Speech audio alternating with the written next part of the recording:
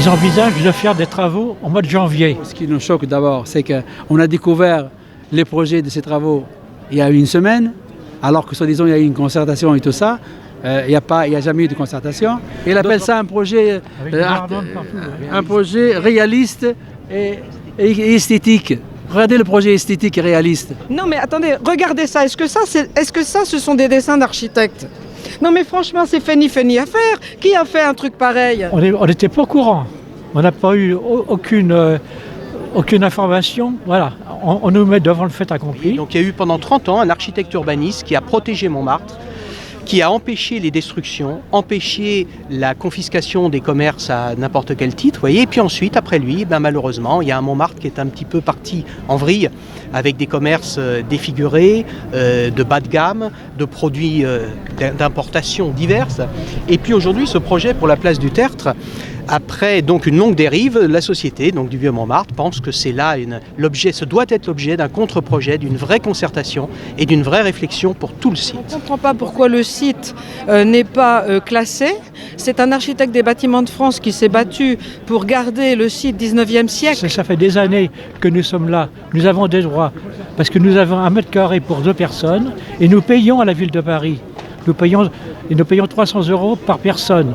Ça fait 600 € au mètre carré. Donc nous avons un droit quand même. Donc c'est un projet privé, totalement financé par les privés. Et ça profite à qui alors? Eh bien ça profite effectivement aux terrasses qui s'installent ici, aux commerçants.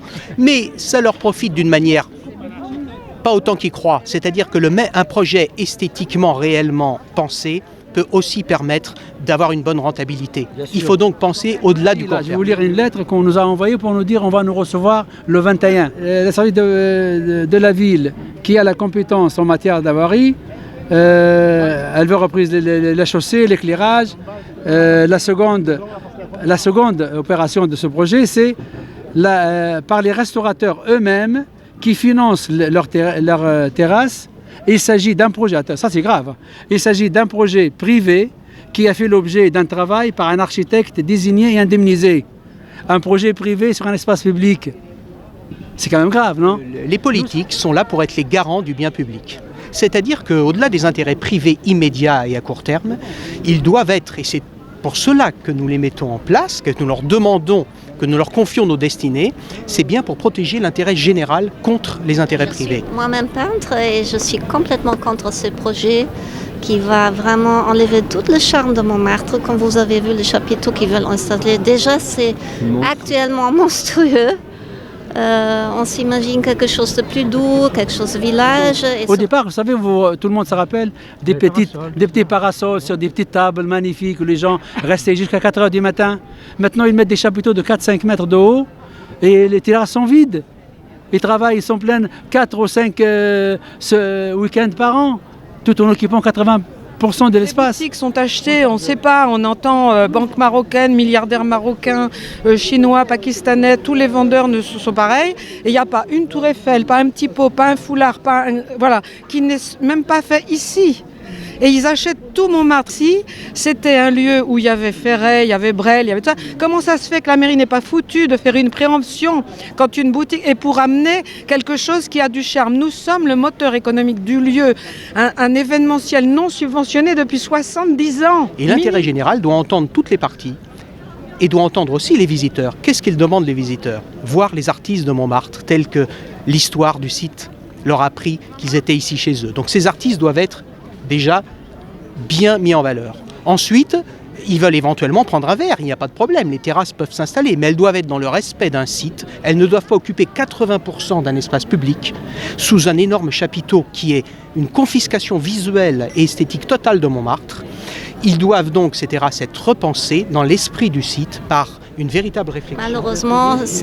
Malheureusement, c'est souvent l'argent qui est le plus fort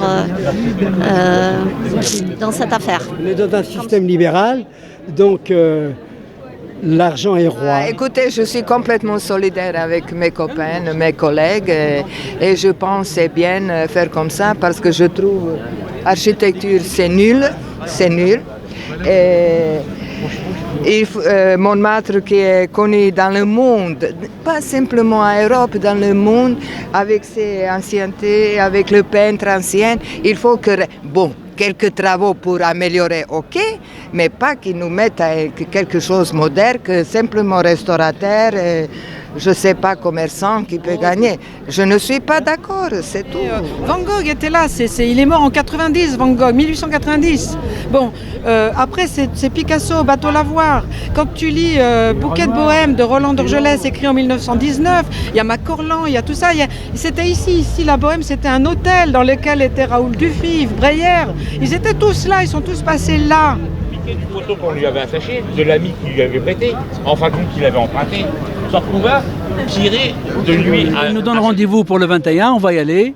Une délégation va se composer de riverains et d'artistes, on va discuter avec eux, on va voir. Et vous savez ce qu'on a comme reconnaissance, hein? Alors une réglementation, alors avant 77, quand on était pris, alors qu'on payait nos charges sociales, on passait 10 € au poste avec les putes. Voilà. Et en 77, c'est la préfecture de police qui nous a réglementé. En 83, la mairie de Paris. Ça devait être en 83 un truc provisoire. Nous avons 1 mètre carré pour 2 artistes, alors que notre chevalet, l'envergure, fait 1,20 m. Ils disent qu'ils vont nous coller 20 cm aux fesses. On s'en fout des 20 cm derrière. Quand on n'a rien du tout, les parapluies, on se débrouille pour les avoir. Mais comme le mètre carré n'est pas suffisamment grand, donc ça dégoûte chez le voisin, vous voyez. Et nous sommes 2 sur cet emplacement d'1 mètre. Nous avons donc un emplacement pour 2 artistes, 6 mois par an. Vous retirez les jours de pluie, les jours de grand vent, les jours où il fait trop froid, où c'est absolument insupportable, ça vous fait un 4 mois par an. Il y a toujours des artistes ici. Et en même temps, on nous colle une centaine d'artistes debout là-bas, qui sont pas du tout, qui sont des arnaqueurs finis. Et le soir à 18h, on a des reventes avec un camion bulgare en plein plan Vigipirate, hein.